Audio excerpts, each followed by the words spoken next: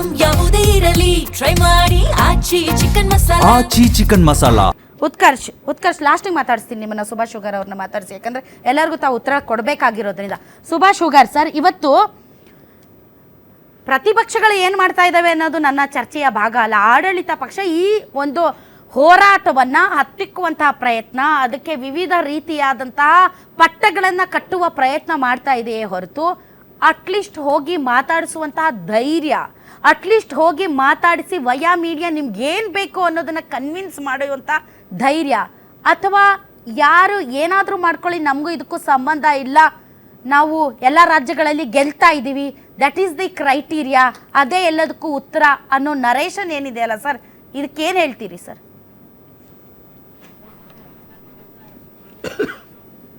ಅವ್ರ ವಾಯ್ಸ್ ಕೇಳ್ತಾ ಇಲ್ಲ.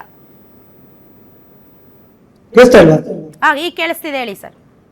ಅಲ್ಲ, ಯಾವುದೇ ಕಾರಣಕ್ಕೂ ಕೂಡ ಚುನಾವಣೆ ಫಲಿತಾಂಶಗಳು ಉತ್ತರ ಅಲ್ಲ.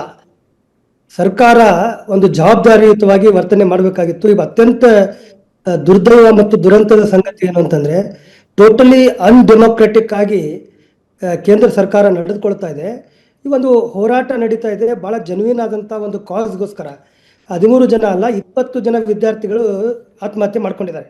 ಆ 20 ಜನ ವಿದ್ಯಾರ್ಥಿಗಳು 18, 19, 20 ವರ್ಷದ ವಿದ್ಯಾರ್ಥಿಗಳು ನಿಮ್ಮ ಮನೆಯೊಳಗಿನ ಹುಡುಗರು ಹುಡುಗಿಯರಾಗಿದ್ರೆ ನಾವು ಯಾವ ರೀತಿ ನಮ್ಗೆ ಅನಿಸ್ತಿತ್ತು ಅಂತ BJP ಮತ್ತು JDSನ ನಾಯಕರು ಯೋಚನೆ ಮಾಡಬೇಕು. ನಾನು JDS ವಕ್ತಾರರು ಮಾತಾಡೋದು ಕೇಳ್ತಾ ಇದ್ದೆ.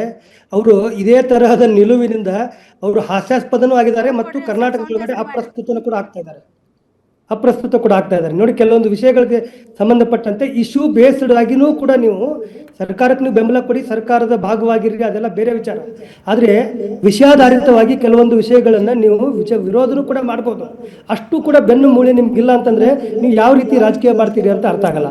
ಇದು ಕೇವಲ JDS ಸೀಮಿತವಾಗಿ ನಾನು ಮಾತಾಡ್ಲಿಕ್ಕೆ ಇಷ್ಟಪಡಲ್ಲ. ಒಟ್ಟಾರೆಯಾಗಿ 21 ದಿನಗಳ ಕಾಲ ಸೋನಂ ವಾಂಗ್ಚುಕ್ ಅನ್ನುವಂಥ ಒಬ್ಬ ಅಂತಾರಾಷ್ಟ್ರೀಯ ಖ್ಯಾತಿಯ ಪರಿಸರವಾದಿ, ಶೈಕ್ಷಣಿಕ ತಜ್ಞ, ಇನೋವೇಟರು, ಅವರು ಉಪವಾಸ ಸತ್ಯಾಗ್ರಹವನ್ನು ಮಾಡಿ ಸಾಯುವ ಪರಿಸ್ಥಿತಿಗೆ ಬಂದರೂ ಕೂಡ ಸರ್ಕಾರ ಹೋಗಿ ಅವರನ್ನ ಮಾತಾಡಿಸೋದಿಲ್ಲ ಅಂದ್ರೆ ಇದಕ್ಕೆ ಏನು ಅನ್ಬೇಕು? ಅತ್ಯಂತ ಬಂಡತನ, ದಪ್ಪ ಚರ್ಮ, ನಿರ್ಲಜ್ಜ, ಲಜ್ಜೆಗೇಡಿ ಸರ್ಕಾರ ಅಂತ ಹೇಳ್ಬೇಕು. ಇದನ್ನ ಬಿಟ್ಟರೆ ಬೇರೆ ಏನು ಹೇಳಿಕ್ಕೆ ಸಾಧ್ಯ? ಈಗ ನೀವು ಆರಂಭದಲ್ಲಿ ಕರೆಕ್ಟಾಗಿ ಹೇಳಿದ್ರಿ, ಪ್ರತಿಯೊಂದು ವಿಷಯದಲ್ಲೂ ಕೂಡ ಇದೊಂದು ಟೂಲ್ ಕಿಟ್ ಹಿಡ್ಕೊಂಡಿದ್ದಾರೆ. ಈ ಟೂಲ್ ಕಿಟ್ ಏನಪ್ಪಾ ಅಂದ್ರೆ, ಯಾರೇ ವಿರೋಧ ಮಾಡಲಿ, ಆ ವಿರೋಧ ಮಾಡಿದವ್ರಿಗೆ ಒಂದೇನಾದ್ರೂ ಹಣೆಪಟ್ಟಿ ಕಟ್ಟೋದು. ಈಗ ನಿಮಗೂ ಒಂದು ಹಣೆಪಟ್ಟಿ ಕಟ್ತಾರೆ, ನನಗೂ ಒಂದು ಹಣೆಪಟ್ಟಿ ಕಟ್ತಾರೆ, ವಿರೋಧ ಮಾಡಿದವ್ರಿಗೆ ಎಲ್ಲರಿಗೂ ಕೂಡ ಒಂದು ಹಣೆಪಟ್ಟಿಯನ್ನು ಕಟ್ತಾರೆ. ಈ ಟೂಲ್ ಕಿಟ್ ನಡೀತಾ ಇದೆ.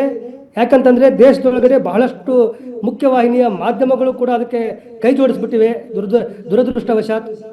ಹೀಗಾಗಿ ಇದು ಅವರು ಮಾಡ್ಕೊಂಡು ಹೋಗ್ತಾ ಇದ್ದಾರೆ. ಇದರಿಂದ ಇದು ಟೋಟಲಿ ಅನ್ಡೆಮೋಕ್ರಾಟಿಕ್ ಆದಂಥ ವಿಚಾರ. ಸೋನಂ ವಾಂಗ್ಚುಕ್ ಅವರನ್ನು ಹೋಗಿ ಸರ್ಕಾರ ಮಾತಾಡಿಸ್ಬೇಕಾಗಿತ್ತು. ಅಣ್ಣಾ ಹಜಾರೆ ಅವರು ಪ್ರತಿಭಟನೆ ಮಾಡ್ತಾ ಇರಬೇಕಾದ್ರೆ, ಉಪವಾಸ ಸತ್ಯಾಗ್ರಹ ಮಾಡ್ತಿರ್ಬೇಕಾದ್ರೆ ಏನು ನಡೀತು ಅಂತ ಪ್ರಸ್ತಾಪ ಆಯಿತು. ಅಣ್ಣಾ ಹಜಾರೆ ಅವರು ಉಪವಾಸ ಸತ್ಯಾಗ್ರಹ ಮಾಡ್ತಿರ್ಬೇಕಾದ್ರೆ ಅವಾಗಿನ ಮನಮೋಹನ್ ಸಿಂಗ್ ಸರ್ಕಾರ 5 ಜನ ಮಿನಿಸ್ಟರ್ಗಳು, ಯಾರ್ಯಾರು ಆ ಮಿನಿಸ್ಟರ್ಗಳು, ಪ್ರಣವ್ ಮುಖರ್ಜಿ, ಕಪಿಲ್ ಸಿಬಲ್, ಆ ಥರದ ಸರ್ಕಾರದ ಘಟಾನುಘಟಿ ಮಂತ್ರಿಗಳ ಒಂದು ನಿಯೋಗವನ್ನು ಕಳಿಸ್ಕೊಟ್ಟಿತ್ತು ಅಣ್ಣಾ ಹಜಾರೆ ಅವ್ರ ಜೊತೆಗೆ ಮಾತಾಡಲಿಕ್ಕೆ. ಇವರೆಲ್ಲ ಹೋಗಿದ್ರು, ಯಾರು ಪ್ರಣವ್ ಮುಖರ್ಜಿ ಅವರು ಹೋಗಿದ್ರು, ಸಿಬಲ್ ಹೋಗಿದ್ರು, ಅವರೆಲ್ಲ ಹೋಗಿ ಮಾತುಕತೆಯನ್ನ ಮಾಡಿಸಿದ್ರು. ಸರ್ಕಾರ ಕನಿಷ್ಠ ಪಕ್ಷ ಮಾತುಕತೆ ಅನ್ನೋದ್ರು ಮಾಡಬೇಕಾಗಿತ್ತಲ್ಲ.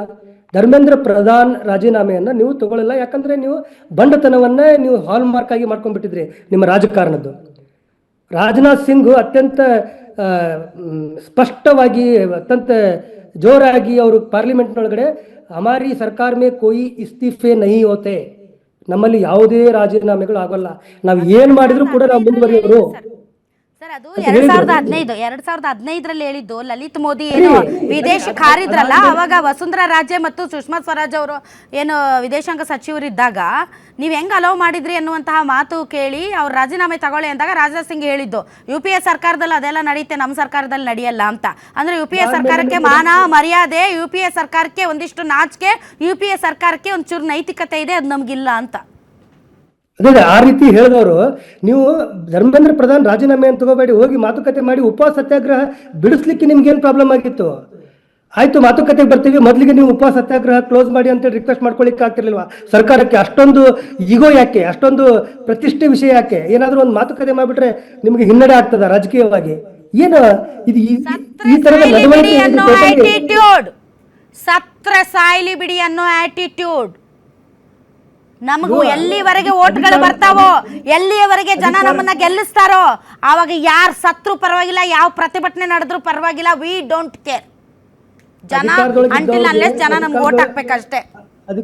ಅಧಿಕಾರದೊಳಗಿರೋರಿಗೆ ತಾಯಿ ಹೃದಯ ಇರಬೇಕು ಅಂತ ಹೇಳ್ತಾರೆ. ಇವರು ಸರ್ಕಾರ ಮಾಡ್ತಾ ಇದ್ದಾರೆ, ಏನ್ ಕಸಾಯಿಖಾನೆ ಮಾಡ್ತಾ ಇದಾರೋ ಕೆಲವೊಂದು ಗೊತ್ತಾಗಲ್ಲ. ಆ ರೀತಿಯಾದಂತ ವರ್ತನೆಗಳು ಕೆಲವೊಂದು ನಾನು ವಿಷಯಾಧಾರಿತವಾಗಿ ಈ ವಿಷಯಕ್ಕೆ ಸಂಬಂಧಪಟ್ಟಂತೆ ಹೇಳೋದಾದ್ರೆ ಅಲ್ಲಿ ಜನರೇನು ಇವ್ರು ಮೂರ್ಖರಲ್ಲ ಸರ್. ಜನರಿಗೂ ಒಂದ್ ಸ್ವಲ್ಪ ಬುದ್ಧಿ ಇದೆ, ಒಂದ್ ಸ್ವಲ್ಪ ಪ್ರಜ್ಞೆ ಇದೆ. ಇವತ್ತು ಅಲ್ಲಿ ನಡೀತಾ ಇರುವಂತ ಉಪವಾಸ ಸತ್ಯಾಗ್ರಹ ಅದರ ಉದ್ದೇಶ ಇದು ನಮ್ಮ ಮಕ್ಕಳ ಮುಂದಿನ ಉಜ್ವಲ ಭವಿಷ್ಯಕ್ಕಾಗಿ ಅನ್ನೋದು ಜನರಿಗೆ ಗೊತ್ತಿದೆ. ನೀವು ಎಲ್ಲಾ ಟೈಮು ಫೂಲ್ ಮಾಡಕ್ಕಾಗಲ್ಲ ಸರ್.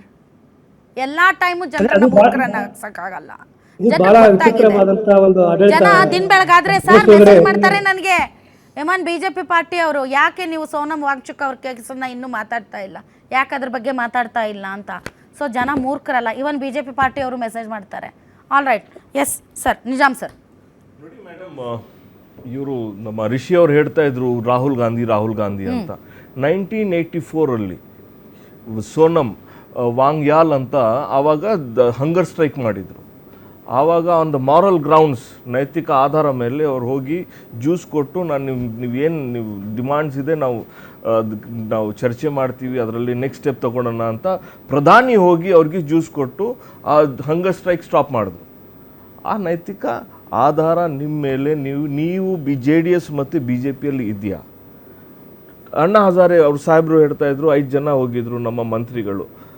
ಈಗ ಯಾರಾದರೂ ಹೋಗ್ಬಿಟ್ಟು ಮಾತಾಡ್ತಾವ್ರ? ಸೇಮ್ ಸೋನಂ ವಾಂಗ್ಚುಕ್ ಅವ್ರಿಗೆ BJP ಅವರು anti national, sponsored by China and Pakistan ಅಂದ್ಬಿಟ್ಟು ಅವ್ರಿಗೆ 6 months ಜೈಲಲ್ಲಿ ಹಾಕಿದ್ರು. ಅಂದರೆ ಸಾಯ್ಲಿ ಹೋಗ್ಲಿ, ನಮ್ಗೇನಾಗ್ತದೆ? ರಾಧಾ ಮೇಡಮ್ ಇನ್ನು ಲ್ಯಾಬ್ರೇಟ್ ಮಾಡಿ, ಯಾಕೆಂದ್ರೆ ಇವರು ಚೈನಾ ಸಪೋರ್ಟರ್ಸ್ ಅಂತ ನೀವು ಹೇಳಿದ ಮೇಲೆ ಜನ ಹಂಗೆ ತಪ್ಪು ತಿಳ್ಕೊತಾರೆ. ನೋ, ಲಡಾಖ್ ಸ್ವಾಯತ್ತತೆ ಮತ್ತು ಪರಿಸರ ಸಂರಕ್ಷಣೆಗೆ ನಡೆಸಿದಂತಹ ಹೋರಾಟದಲ್ಲಿ ಲೇಹ್ ಪ್ರದೇಶದಲ್ಲಿ 2025 ಸೆಪ್ಟೆಂಬರ್ನಲ್ಲಿ ಒಂದ್ ಸ್ವಲ್ಪ ಹಿಂಸಾಚಾರ ನಡೆಯುತ್ತೆ. ಆ ಹಿಂಸಾಚಾರದಲ್ಲಿ ಕೆಲವರು ಪ್ರಾಣ ಕಳ್ಕೊಳ್ತಾರೆ. ಆ ಸಂದರ್ಭದಲ್ಲಿ ಈ ಸೋನಂ ವಾಂಗ್ಚುಕ್ ಅವರು ನಡೆಸಿದಂತಹ ಪ್ರಚೋದನಾಕಾರಿ ಭಾಷಣದಿಂದಲೇ ಇದಾಗಿದೆ ಅಂತ ಅವ್ರ ಮೇಲೆ NSA ಅಡಿಯಲ್ಲಿ ಕೇಸ್ ಹಾಕಿ 6 ತಿಂಗಳು ಜೈಲಿಗೆ ಇಡ್ತಾರೆ. ಇದು ಸತ್ಯ. ನಾವು ಸುಮ್ನೆ ಮತ್ತೆ ಏನೇನು ಹೇಳ್ಬಾರ್ದು.